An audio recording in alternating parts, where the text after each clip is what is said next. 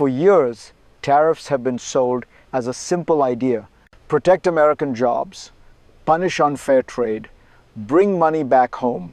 And on the surface, they seem to work. More tariffs mean more revenue. More revenue means fewer bonds. Fewer bonds should mean lower interest rates.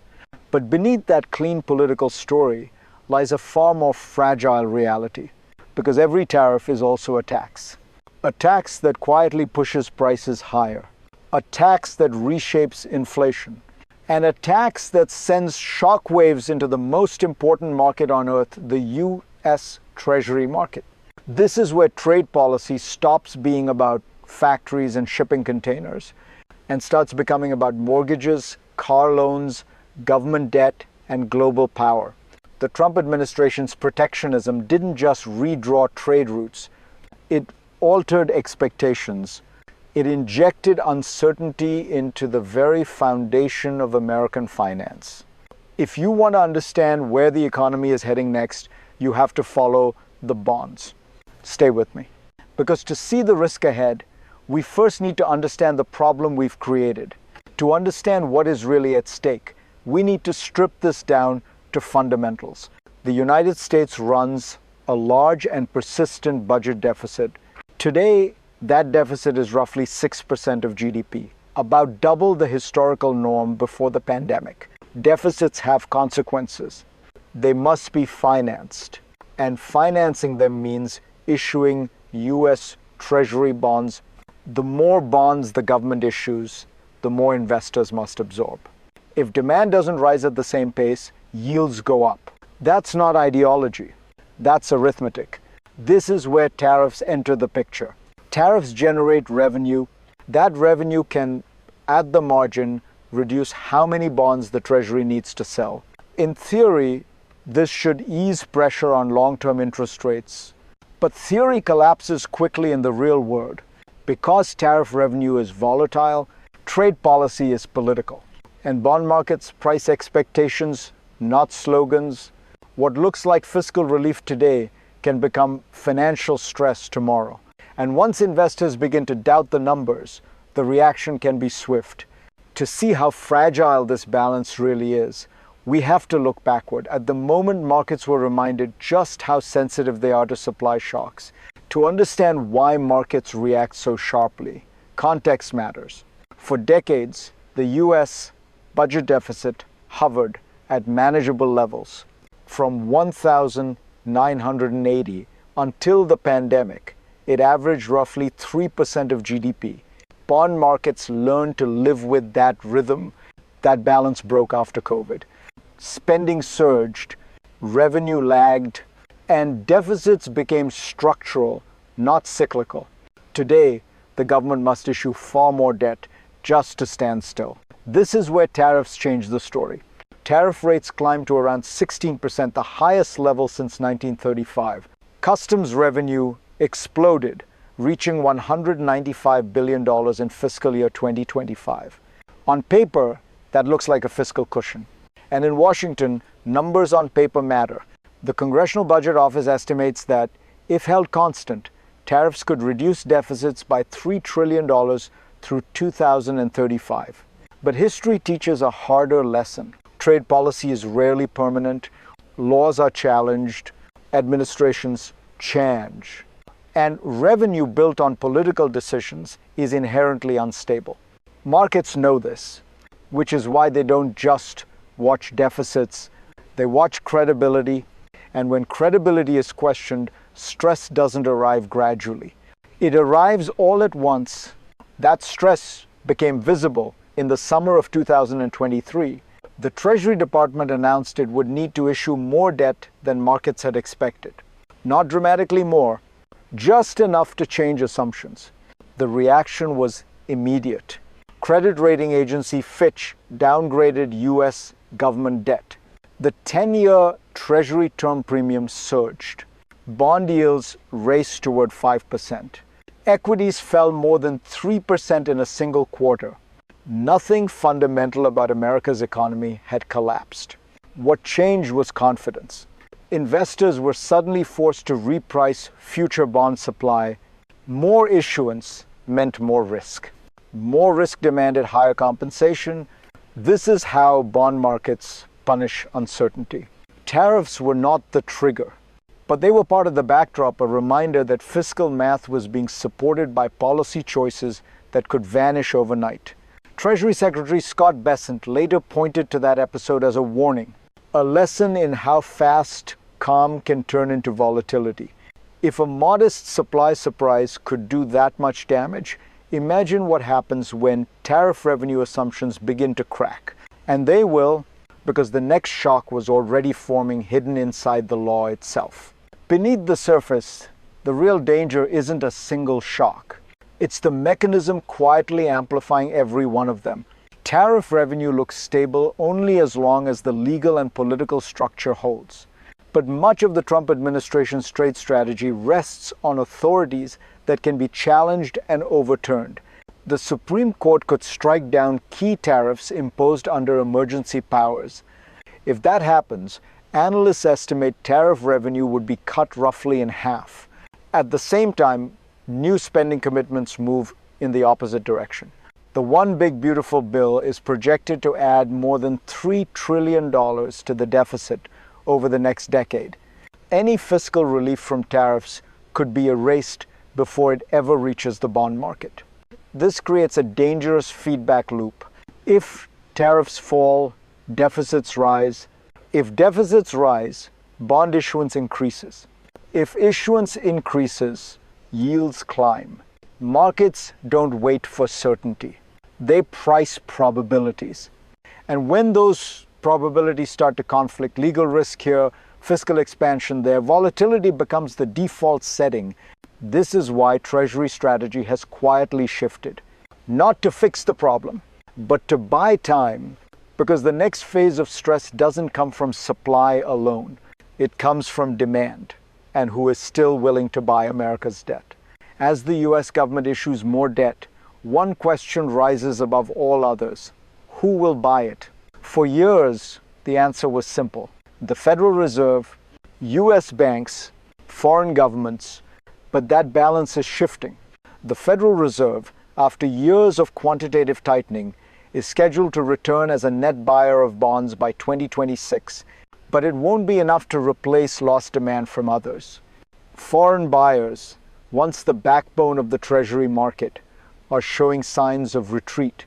Over the past 2 decades, their share of the Treasury market has dropped from 66% to just 50%, and it could fall further as the world rebalances away from US debt.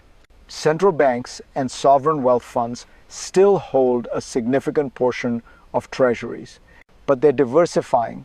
A recent survey found that many central banks plan to move away from the US dollar in favor of other assets, including gold. This is the key tension. As global trade relationships shift, so too does demand for US Treasury bonds. Countries that were once happy to hold US debt are starting to question whether the dollar is still their best option. This is a problem for America because without consistent demand, the government faces higher borrowing costs. And higher borrowing costs, they ripple through every part of the economy, from the housing market to the consumer credit market. This is why every policy decision, from tariffs to trade deals, must be seen through the lens of the Treasury market. The impact of trade policy on ordinary Americans is often overlooked in this broader fiscal dance. Tariffs don't just affect corporations or billion-dollar industries. They affect you. They affect me. They affect our daily lives. When the government imposes tariffs on imports, it's not just foreign companies that pay the price. It's consumers, the ones who pay higher prices at the store, the ones who see their purchasing power erode. The US Treasury might collect more revenue today, but the real cost is being felt in households across the country. Higher costs mean higher inflation. Higher inflation means less money in your pocket for the things that matter most. A recent study showed that 40% of total cost increases in American businesses in 2025 and 2026 could come from tariffs. It's not just the rich who feel it. It's the working class, the middle class, the everyday American. When you feel the squeeze at the pump or at the grocery store, It's not just about politics. It's about real people. And when consumers feel the pressure, they change their behavior. They stop spending. They stop investing. They stop believing in the system that's supposed to work for them. That's the true cost of tariffs. And that's why policymakers must think long and hard before doubling down on protectionism. The ripple effects of tariffs stretch far beyond US borders. When the US makes a move, the world feels it. Take a step back and consider the global picture. The US Treasury market isn't just a national asset. It's a global one. Foreign governments, sovereign wealth funds, and international institutions rely on US bonds as the foundation of their financial systems. And that reliance has been crucial for the US dollar's dominance in world markets. But now, with the US leaning into protectionism, there's a growing concern that this long-standing relationship might be changing. Countries around the world are diversifying their holdings, seeking alternatives to the dollar. Some are even exploring the use of gold or other currencies as reserves. A shift away from the US dollar in global trade would reduce foreign demand for treasuries. That, in turn, could drive up US borrowing costs, a problem that could be felt both at home and abroad. When foreign demand wanes, the US Treasury is forced to sell more bonds to cover deficits. If those bonds don't sell, the government must raise yields to attract buyers. Higher yields mean higher borrowing costs, which ripple through global financial markets. This isn't just an American issue. It's a global one. The future of the Treasury market could depend on how the world reacts to America's shifting trade policy. Looking ahead, the US faces a complex future. The path forward isn't clear. In fact, it's filled with risks but also opportunities. 3 potential scenarios could unfold over the next decade. The best-case scenario: trade policies stabilize, tariffs are refined or reduced. The US government finds a way to balance its budget while maintaining the strength of its Treasury market. Interest rates remain manageable, and the economy continues to grow, supported by sound fiscal policies and global cooperation. In this scenario, the bond market remains stable, and the US maintains its position as the world's financial anchor. The middle ground: trade tensions persist, but they don't escalate into full-blown protectionism. Tariffs stay in place, but their impact is mitigated by smarter fiscal and monetary policies. The Treasury market faces more volatility, but it manages to weather the storm. Growth is slower, inflation remains a challenge, and deficits continue to grow. But there's a balance between risk and reward. The worst-case scenario: the US doubles down on tariffs and protectionism. The economy slows, the dollar loses its dominance as foreign demand for treasuries wanes. Bond yields climb, and the government struggles to meet its fiscal needs. In this scenario, higher borrowing costs choke off investment and growth, leading to long-term economic stagnation. The key to avoiding the worst case: clear, pragmatic trade policies and a commitment to fiscal discipline. Without that, the risks of instability both domestically and globally will continue to rise. As we look to the future, it's clear: the US Treasury market stands at a crossroads. The choices made today will determine not just the future of American finance, but the stability of the global economy. The trade policies of the past few years have reshaped fiscal dynamics in ways that few could have predicted. And while tariffs may have provided short-term relief, they've also introduced significant uncertainty that investors, both foreign and domestic, cannot ignore. Now is the time for US policymakers to act decisively. To preserve the long-term health of the Treasury market, they must reduce tariffs where possible, increase fiscal transparency, and ensure a stable and sustainable approach to government spending. The future of US Treasury bonds depends on confidence. Confidence that America will remain a reliable borrower, a responsible actor in global trade, and a stable anchor for the world's financial system. Without that confidence, the costs will be steep. The US must protect its economic future. And that means finding the right balance between trade, fiscal responsibility, and global leadership. The road ahead won't be easy, but the stakes couldn't be higher.